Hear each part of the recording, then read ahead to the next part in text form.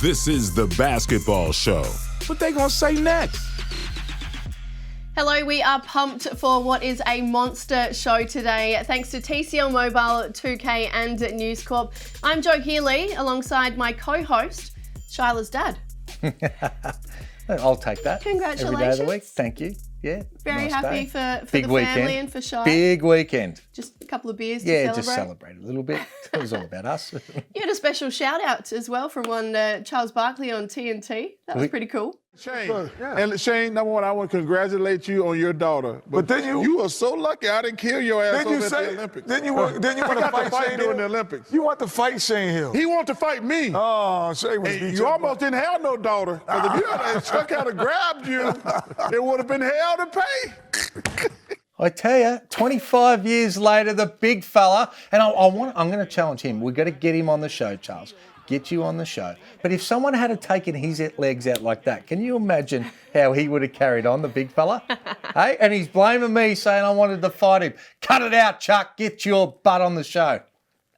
Well, you've obviously left a lasting impression. Gotta love that. I love him. Charles, he was my favourite. He was He's my great. favourite player, and he's my favourite personality on TV. Okay. I love him. There you go.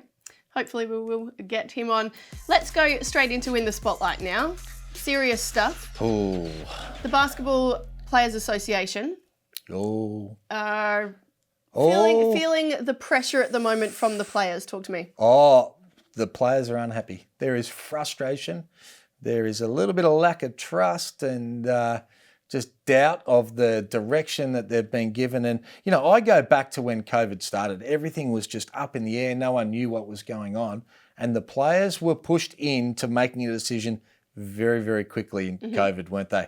And Yes. they took up to a 50% pay cut before any other sport. And the game, the NBL, didn't start again until the new year. That was like 8 months later to be doing some sort of deal. So I thought it was a bad deal for the players, and it's definitely unrest. They are frustrated, and you're feeling it. You're feeling it amongst them of what's going on. And now what's ended up happening, because the season's gone so long, they added the cup in, they've played an extra 8 games, everyone's burnt out, and now some players aren't getting paid, so they have to go to some hardship fund. But what's happening as well is then other players can't go and play in New Zealand, so they would be getting They're their missing normal. out on, yeah, okay. They're missing out financially on their normal income. They'd be getting either NBL 1 or the New Zealand League that's about to start. So, and you understand, it's tough for the league. They've lost money during this. It's tough for the club. They've lost money during this. So everybody's into it, but I don't think the players feel like they've been really looked after. Well, I've spoken to the Players Association. They said the majority of players are covered by rolling contracts. So they've been able to either organise contracts beyond April 30th until into June, or because they're on multi-year deals, it's covered that way. But there's about a third of the league, I think, that aren't covered past April 30th. So that's where the COVID hardship grant comes in. They've got to apply for it. And I think the Players Association have forked out about $350,000 across the NBL and WNBL for those players that haven't been covered by their So contracts. the WNBL took a 15% pay cut. The NBL took up to 50. Is there any other sport that's taken that hit for the players? I can't tell you. I don't think so. I don't think so. No. So that's great that they've done that. It's good. So they should. They've got to do something, but you can still understand that the players aren't happy. They're fatigued. The season's going on a little bit Not too happy. long, perhaps. Not happy. Watch this space. More to come on that later in the show.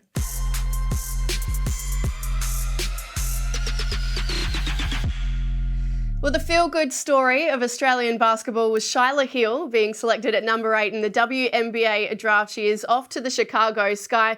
And in a special interview, thanks to TCL, she joins me now. Shy, hello to you. Has it all sunk in yet? Hi, thanks for having me. Yeah, it kind of has sunk in, but I feel like it hasn't really sunk in that I'm moving soon. But when I get on the plane, it'll be all good. Well, now that it is all settled, you're off to Chicago. What is the process for you from now on in terms of getting your body ready, visa processes, COVID, everything? Can you talk us through that? Yep, so I have to get my travel exemption and my visa all sorted, but looking to move in the next 2 weeks, kind of. But other than that, just training, getting my body right physio, massages, all that kind of stuff, and just hanging out with my family and saying bye to my family and friends. What does training look like for you at the moment? Are you out shooting every day, or are you taking your time getting into it? No, I will be shooting every day, just doing our normal workouts with Dad, getting heaps of cardio in, and just really getting ready to get ready for the season in a month. Now, I hear you had a pretty rigorous interview process in terms of talking to different teams. I know there were a number in that first round that were after your signature. Chicago got it in the end. Can you talk me through the process and what you had to do to get ready for the draft? Yeah, so there was a few teams contacting my agent, David, and Chicago were the most keen. The coach had a Skype call with me, and I just knew it was going to be a great fit. That was the team I definitely wanted to end up at. I would get a chance to learn from Courtney Vandersloot, who's one of the best point guards in the league. So I can't wait to do that. Other than that, it was just other teams mostly contacting me, saying that they're looking at me and interested. So, yeah. Talk to me about the actual interview itself. Did they press you really hard about exactly what you can bring to Chicago? Yeah, for sure. They had heaps of questions, just wanting to know about my work ethic, my mentality, and if I'm ready as a 19-year-old, because obviously I'm going to be one of the youngest in the league. So, obviously they were really keen on getting to know me a bit more, and I'm glad that they were impressed and picked me up. So are we. We're still so happy for you. Talk to me about what you're thinking in terms of the fact that you get to play with the likes of Candace Parker, Stephanie Dolson. I mean, I would be starstruck personally. Yeah, it's pretty crazy. I mean, in that aspect, it probably hasn't sunk in until I probably meet them and start getting around it all. But I'm just so excited. I can't wait to just learn as much as I can from the veterans.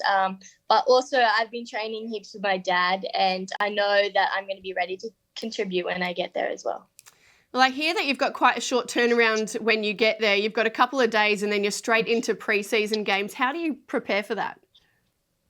All my preparation I've pretty much already done. For the last 4 months, I've had a strict schedule, training every day. So I feel prepared. It's more just getting there, learning all the new stuff, getting to know everyone, the coach, the system. And then once I get that down pat, I'll be ready to go. Put you on the spot here. Give me one thing that you are going to bring with you that perhaps might surprise a few people in your suitcase. Oh, okay. I wish I could bring my donut wall, but I can't bring that. Loves the donut wall, by the way. Probably my professional camera, just to take heaps of pictures, get some snaps, get some good grams. Got to do it. Got to do it for the gram, Shy. Well, listen, thanks so much. Super excited for you. Hopefully catch you before you go. But if not, good luck with everything. We are all behind you. Thank you. Appreciate it.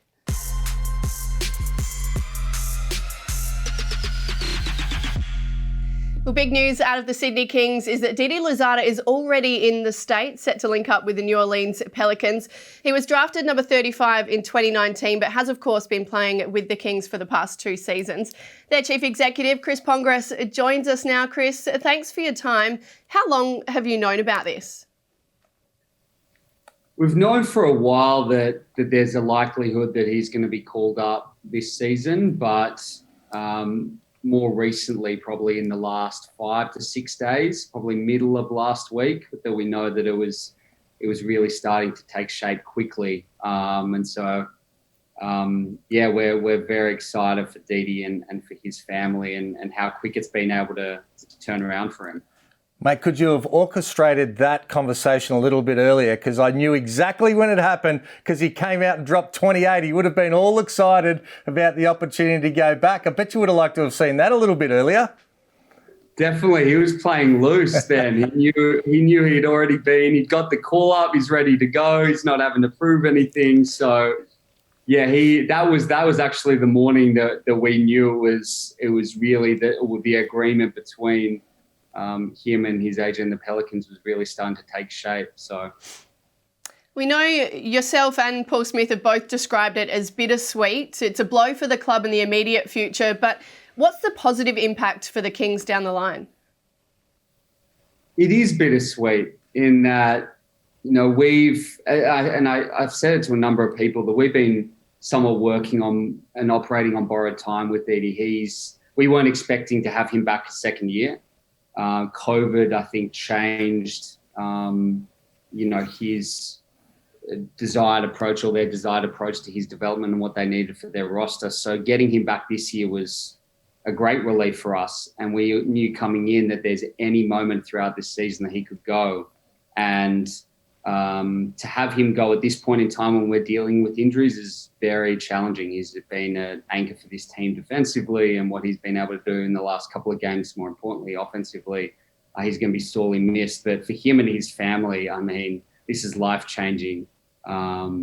He's had a difficult upbringing, and have this path that he's wanted to craft for some time be realised. We couldn't be more happy for him. He's a lovely kid. I know you both have met him a number of times. He's just a really beautiful soul, and I couldn't be happier for him. Yeah, let's put our Sydney Kings hat on though. The timing could not be worse with DJ Vasiljevic, who's been fantastic, with Cooks still out. To lose Didi, what's the plan from here? You guys have been ravaged, but are still in the top 4 just to prove Derrick Rucker and some of these other blokes wrong.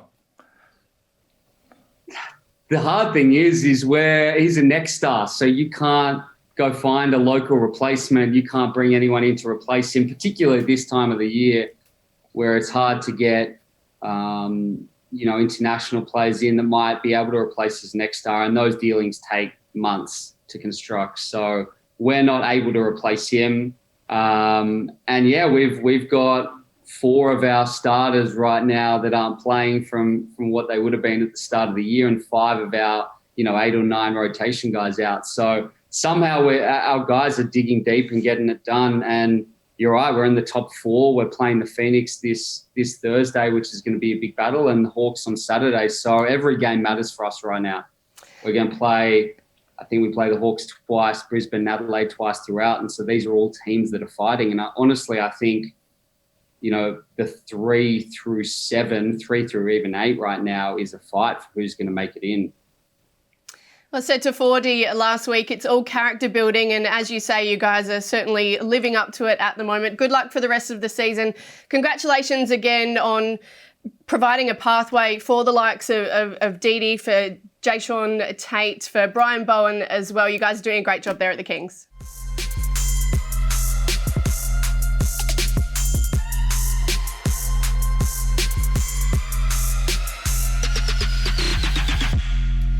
Well, thanks to 2K, we are going in-depth today with one of our favourites here on the Basketball Show. He's pretty much a cult icon at the moment. It's Aussie NBA star Joe Ingles.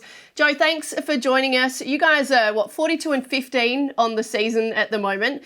How does it feel to be up there on top of the West? Different to anything I've experienced in my time in Utah. Honestly, it's funny. When I first got here, we were building. We were a young team. I wasn't playing much. Even I was a lot younger too, but I think we won like 20, 25 games my first year. And to see where not just the organization, but Quinn himself and what they've done to get us to where we are today, it's been special. It's been special to be a part of, and it's been good so far this year. But obviously, as a team and competitor and competitors in my team, we've got a lot more work to do. So we're just kind of getting started, to be honest. Well, Joey, let me firstly apologise for my co-host calling you one of our favourites. Of course, you're our favourite. And congratulations so far, mate, on the season, but obviously over the last couple of years. Unbelievable stuff, mate. 14 dimes the other day. You just look so comfortable in the system, the role. Great coach. Just loving it. I really am. It's funny. When I was just saying it the other day to someone, like when I first got over to the NBA, I was 27, and from my experiences in Europe and stuff, I honestly felt like, I don't know if it'd been like taught to me or I was just believing other people, or when I honestly thought I was kind of maxed out as a player. I thought I was 27. That's kind of who I was going to be the rest of my career.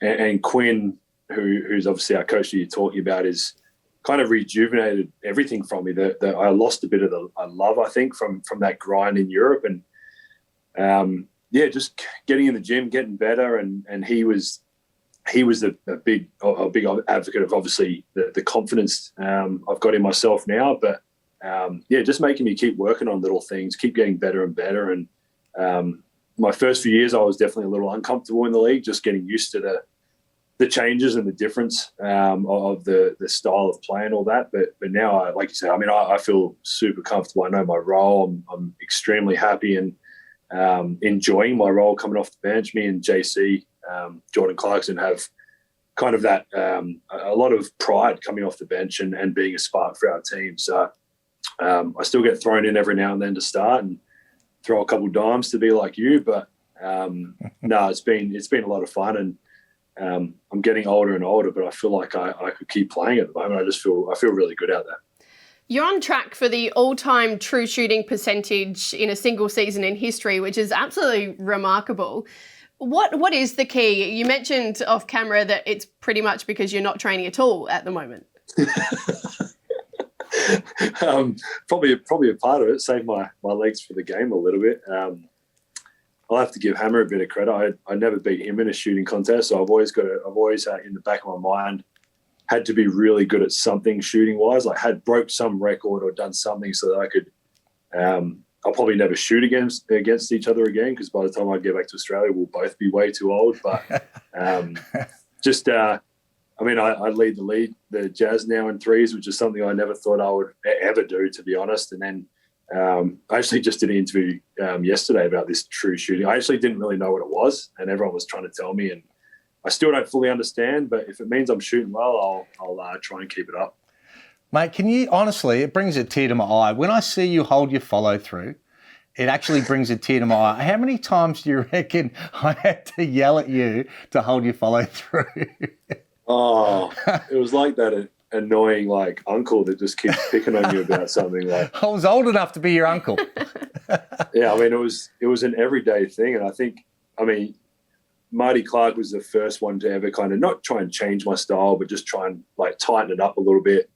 But I really only spent that year there, and you were the first one after that to as a professional too, to if you want to go further and you want to kind of be who I thought I could be or get to where I wanted to get to, me jumping a meter to the right and not holding my follow through wasn't going to cut it, and bringing the ball down to my ankle every time I shot the ball. So it's been a grind, and like I said, a lot of time and effort has gone into it. But I've also been really I've had really, really good people around me my whole career, from the AIS and my junior career up to first year professional and the Dragons to Europe to now. And I think it's very rare. And I've played 15 odd years now, and I've been really lucky with the people I've been around. So I think that does take something that people don't really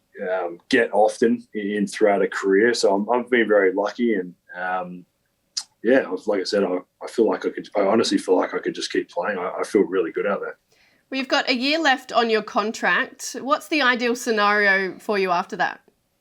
Man, if I had a crystal ball, I wish I could. I obviously, the way this year and obviously our team will be similar next year with guys all signed up already pretty much.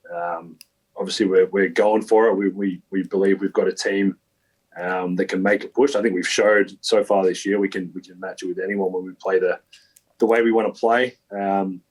Obviously, as soon as this year's done, hopefully with a championship, it goes straight to the Olympics, and they're kind of my only two focuses right now. I just got off the phone with Paddy Mills yesterday talking about it, and it just gets so exciting when you see the group we've got.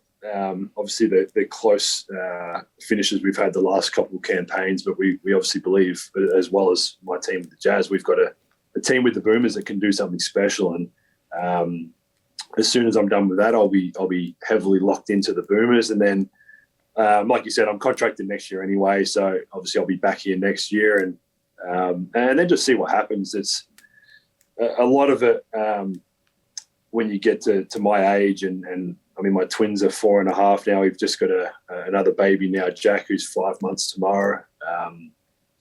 It's not really up to me, all of the decision, as much as I'll sit down with Renee and the kids, and if it's something that it's the right time for the kids or for Renee and all of us to go back, I'm more than happy to move back. I think Renee, as people around us know, Renee's sacrificed enough for me for 15 years to keep playing and following me around. So we'll see what happens, but definitely not putting a kind of a limit on any time over here. But after next year, we'll just sit down and see where everything's at.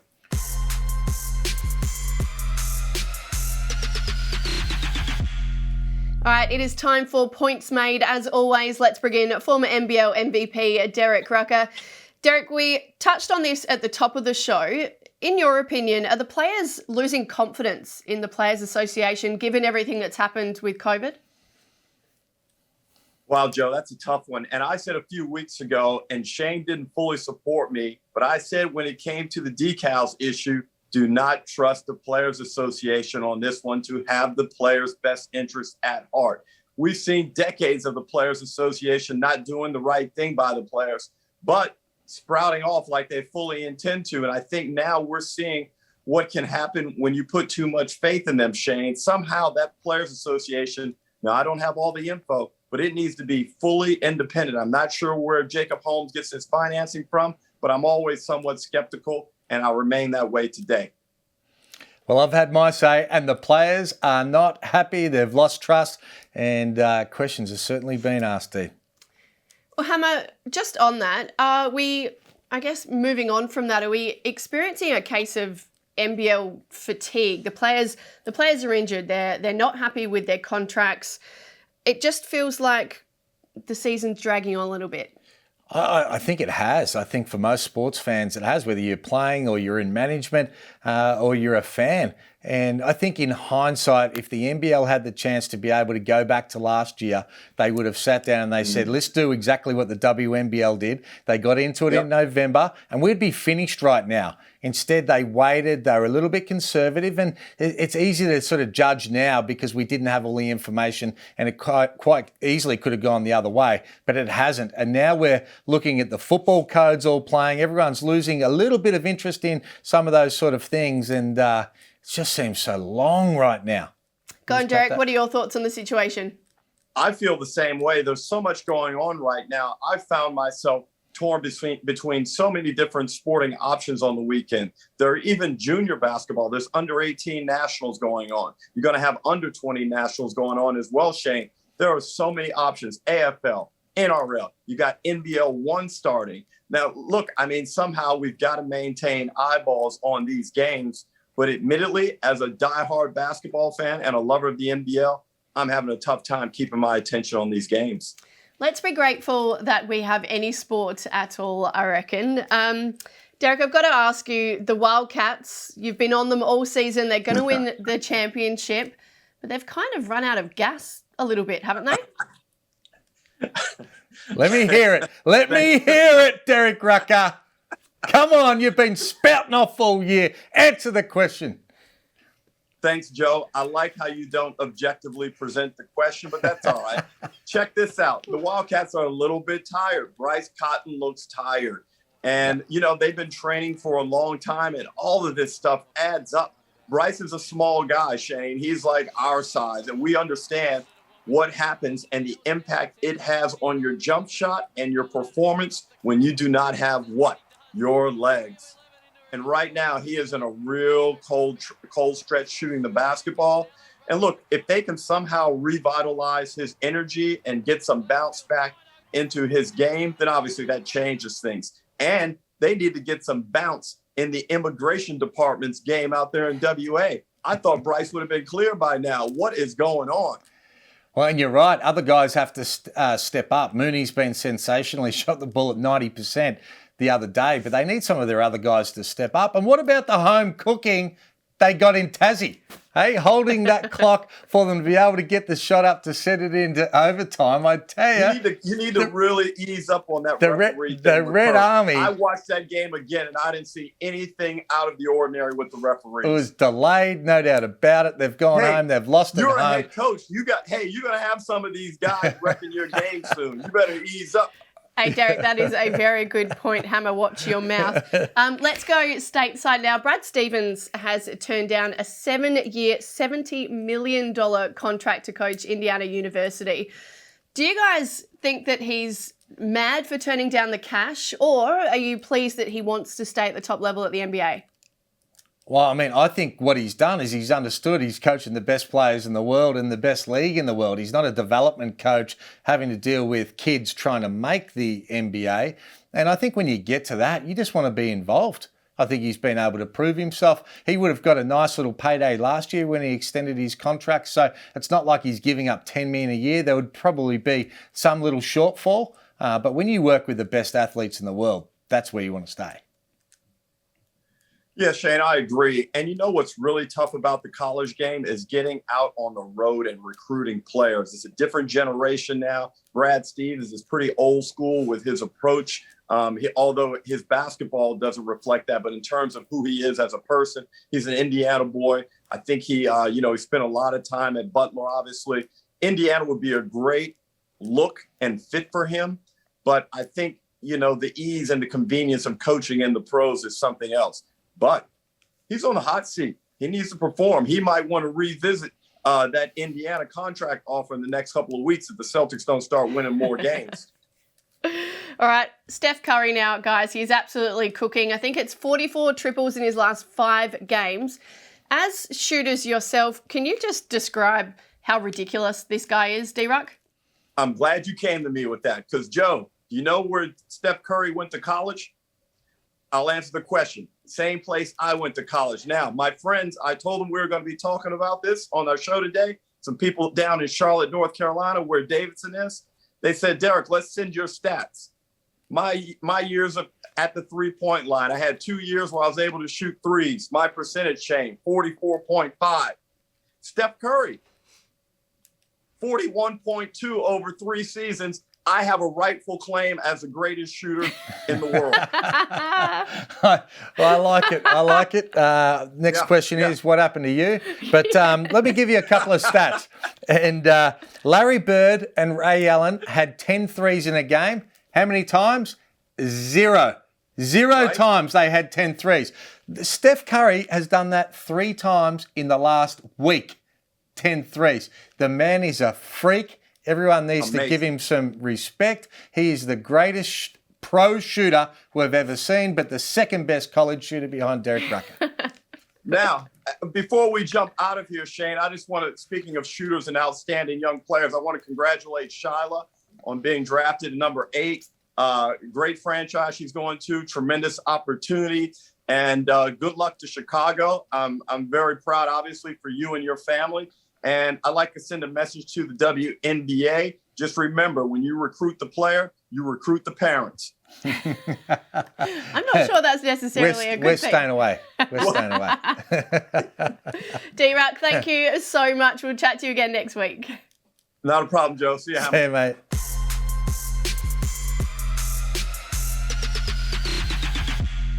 Great to have Derek on for Points Made as always. Hammer, it has been a busy show. Massive show. Derek was very chirpy too. He was. Got some great guests. Joey Ingles, how good's that? It's been really good. My little baby, she's leaving me. I know. Oh, so pleased for her, honestly. Yeah. You'll be over there in no time as well. Got emotional. Well, a big thank you to TCL Mobile, 2K and News Corp as always. We will leave you with our top 5 plays of the week. See you next week. Sean Bruce pulled out a super save as the Kings cruise past the Phoenix in Sydney. His theatrics are kicking us off at number 5. To kick it, it's not pretty. It ends it newly and a little finger roll, and the lead is remarkably 21. What a quarter for the Kings. Fancy passing. Exactly how they drew it up. At 4, Melbourne United sharpshooter Chris Goulding had Justinian Jessup dancing in D. Goulding step back, got it, and they are absolutely burning from the three-point line right now. 3 of 4, 7 of 8 from the field. That's an 8-point lead. Speaking of fancy footwork, check this out from Daniel Johnson. He shrugged off Yanni Wetzel with the slick step back. Oh my goodness. Oh my goodness. The skill set. Dirk Nowitzki of Australian basketball right there. That shot was ridiculous, man. Bryce Cotton is number 2 this week. Luka Doncic, eat your heart out. Anything you can do. Jack's up the three. Are you kidding me? Are you kidding me, Jack? There's only one. No, he's a freak. He's on another level. As we said. How has he done it again? Welcome to basketball in Tasmania. Missed his last 17 threes, off balance, falling forward, and in the end, nothing but net. Perth pipped the Breakers on that occasion, but at number 1, Tom Abercrombie made sure the Kiwi side had the last laugh. We've seen this story before, and by that I mean this week. Is Wagstaff ready to make a layup? Oh, Abercrombie just says, don't worry about your unsportsmanlike. I'll get the steal and lay it in. Wow. The lead is 5.